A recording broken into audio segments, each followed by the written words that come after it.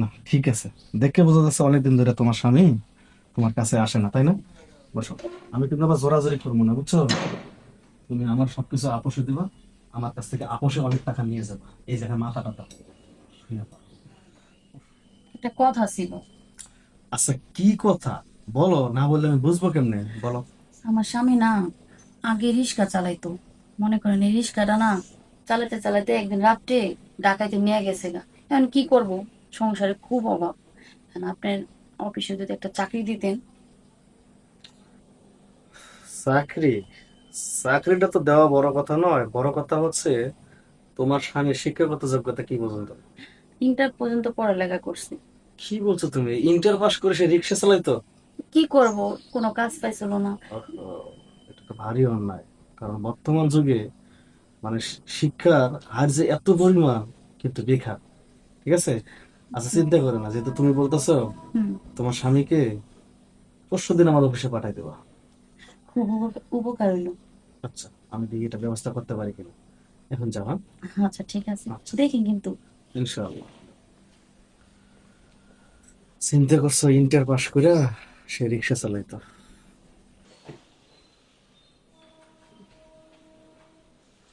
আসসালামু আলাইকুম। ওয়ালাইকুম আসসালাম, বসো। কি আসলে অবস্থা?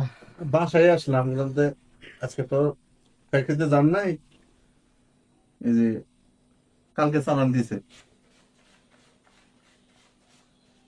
সাড়ে 4,000। রফিকেরটা? হ্যাঁ, আচ্ছা, রফিকেরটা তো পাইলাম, সুমন ব্যাপারী, এর খবর কি? ওর কাছে আমি এখন যাইতেছি। আচ্ছা, যদি টাকাটা দেয় আজকে আপনার হাতে পৌঁছে দিব। ঠিক আছে। শোনো, এই 500 টাকা তোমার কাছে রাখো। শুনছি তোমার মেয়েটা নাকি বলে অসুস্থ, তুমি তো আমার সবকিছু বলো না, কিন্তু আমার খোঁজ রাখা লাগে। তোমার মেয়েকে ফলমূল খাওয়াই। এই জন্যই তো আপনাকে অনেক ভালো লাগে, আপনি না বললেই বুঝতে পারেন। বুঝতে পেরেছি। যাওয়ার কথা বলা লাগবে না। আর ওটা দেখো, সুমন ব্যাপারীটা দেখো, হ্যাঁ? আচ্ছা, আপনার যদি সময় হয় একটু ফ্যাক্টরিতে যাই, মানে নতুন চালান আসছে তো। আচ্ছা, তা যেমনই, আর কাগজপত্র যা আছে সব গোছ গাছ করে রাখো, আমি দেখবো না। আচ্ছা, তাহলে আমি যাই। আচ্ছা, ঠিক আছে। ও ভাইজান, কে? কে তুমি?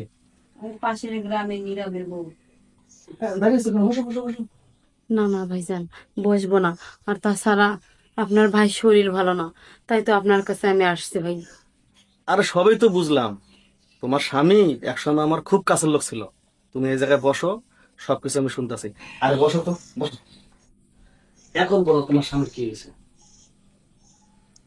আপনি তো ভাইজান আগে শুনছিলেন, এখন তো বাড়িতে দুদিন থেকে বিছানায় পড়ে আছে। আরো বেশি অসুস্থ হয়েছে। গাড়ি ধরে তো যাইতে পারছে না, দুদিন থেকে রুমে চাউল নাই, না খেয়ে আছি। মনে হয় তোমার খুব কষ্ট হইতেছে। একে তো মানে পেটে খাওয়ান দিতে পারছো না, আবার তোমার স্বামী তো মাঝের সমস্যা। জি ভাইজান। সে তো মনে হয় ঠিকঠাক ভাবে রাতের কাজটাও করতে পারে না। বুঝি বুঝি, সবই বুঝি। এখন আমি কি করতে পারি বলো? এখন ভাইজান আপনি হচ্ছে গ্রামের নামি দামি লোক, বড় লোক মানুষ। এখন আপনি যদি এই বিপদের সময় পাশে না থাকেন, তাহলে আমাদের পাশে কি থাকবে বলেন? পাশে তো থাকতে চাই, খালি পাশে না, অনেক পাশে থাকতে চাই, কিন্তু হ্যাঁ, ভাইজান আপনি কি করতেছেন? সরি বসেন, চাপতেছেন কে? আহা, এই যে একটা একটা কথা ভালো করে শোনো, আমার কাছে এসেছে কিন্তু সাহায্যের জন্য। আমি কিন্তু সাহায্য করব, কিন্তু কিছু মাধ্যম আছে না, যে কোনো জিনিসের তো একটা ওয়ে আছে। শোনো, তোমার স্বামী, ও আমার কাছের লোক ছিল, এটাও মানে, কিন্তু এই বিপদের সময় আমি ছাড়া ওর পাশে যে কেউ দাঁড়াবো না, এটাও আমি মানি। হুম। এখন আমি যা বলি মন দিয়ে শোনো। এই যে তোমার স্বামী ইনকাম করতে পারতেছে না, ভাত খাইতে পারতেছে না, শুনছি তোমার দুটো পোলাপান আছে, এই পোলাপান দুটো মনে না খেয়ে রয়েছে। আবার এই যে তুমি, তোমার স্বামীর হলো মাজার সমস্যা, রাতের কাজটা কিন্তু করতে পারে না, শিওর। আর আমি, যদি আমার কথাটা একটু মন দিয়ে শোনো, তুমি টাকাও পাইলে, তোমার স্বামীর যে মাজার সমস্যাটা, রাতের কাজ করতে পারো না, সেই রাতের কাজটা তুমি দিনের বেলায় পারবা। আমি বুঝতে চাই কি করবো। আমি বাবু আবার বেশি জোরাজোরি করি না, আমার আবার একজন সালিশিতে যাওয়া লাগবে, তুমি বোঝো। ভাইজান, হ্যাঁ। কি আর কব, দুঃখের কথা। পেটে বলে ভাত না থাকলে যা হয়, শুধু তো আমার চিন্তা করলে হইব না, তাই না? তোমার দেখে মনে হচ্ছে আর তোমার কথা শুনে মনে হচ্ছে তুমি শিক্ষিত মেয়ে। ঠিক আছে, কোনো চিন্তা করো না, আমার কথাটা খালি শোনো, ওই 3টা জীবনে বাঁচবো। আর সেই সাথে তোমার কি হবে জানো, তোমার আমি একটা চাকরি নিয়ে দেবো, বুঝছো? এখন শুয়ে পড়ো, হ্যাঁ? ভাইজান, হ্যাঁ। চাকরিটা নিয়ে দিলে তো ভালোই হবে। তাহলে আপনি চাকরিটা আমারে নিয়ে দিন। আর অবশ্যই আমার আইসক্রিমের ফ্যাক্টরি আছে না, প্রয়োজন হলে তুমি ওই জায়গায় ম্যানেজার হয়ে যাবে, বুঝছো? এখন আমি জানি মেয়েদের বুক। এ কি করতেছেন ভাইজান? আর এতক্ষণ ধরে তোমার কি বুঝাইলাম? দেখেন, আমি সাপ সাপ আপনারা একটা কথা বলে দিই, আপনি সাপ সাপ শুনেন। এখন আপনি যদি চাকরি নিয়ে দিতে পারেন তাহলে দেন, আর যদি চাকরি না নিয়ে দিতে পারেন তাহলে এইসব আবার করবেন না।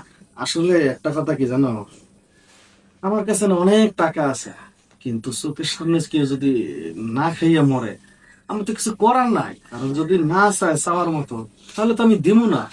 চাওয়ার মতো চাও, তোমার স্বামীরও মাজা ঠিক হইব, তোমার বাড়ির দুটো বাচ্চা আছে, তারাও ভাত খেতে পারবে, তুমিও পাবা।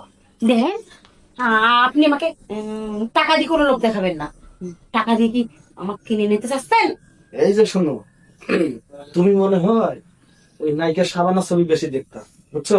ওই ভিডিও এরকম করে চিল্লা পাল্লা করতো, কিন্তু শেষ পর্যন্ত কি ওই ঘরে যাই ওই সেলাই মেশিন এটা চালাইতো, আর নইলে মানুষের বাড়ি যা করতো, ভাত দে ভাত দে ভাত দে। তুমি এটা করবা?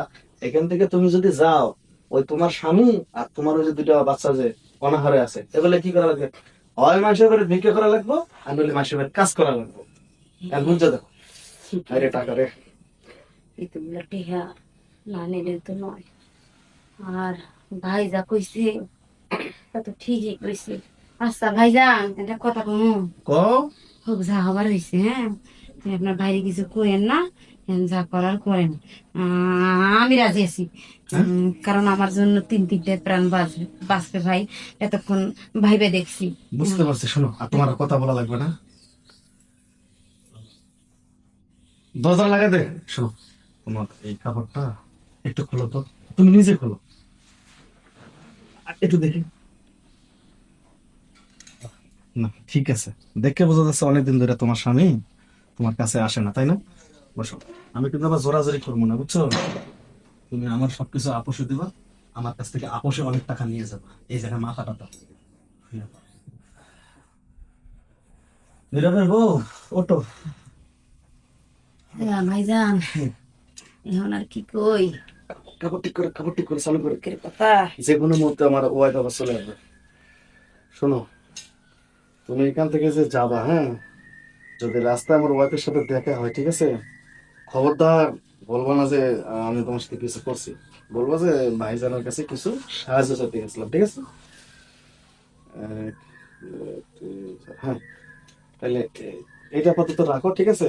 পরে যদি টাকা পয়সা লাগে আবার আসবা, ঠিক আছে? আচ্ছা হুম, ঠিক আছে ভাইজান, তাহলে আমি যাই। হ্যাঁ, যাও। আর আপনার এই ঋণের কথা কখনো বলবো না। আরে তুমি তুমি কথা বলো কেন? আপনার এই উপকার সারা জীবন আমার জন্য থাকবে। যাও, থাকেন ভাই। হ্যাঁ, তোমার জন্য দরজা খোলা। এই জাফর, ফোন বন্ধ কর। তোমার জন্য দরজা খোলা, সবসময় আইও, হ্যাঁ?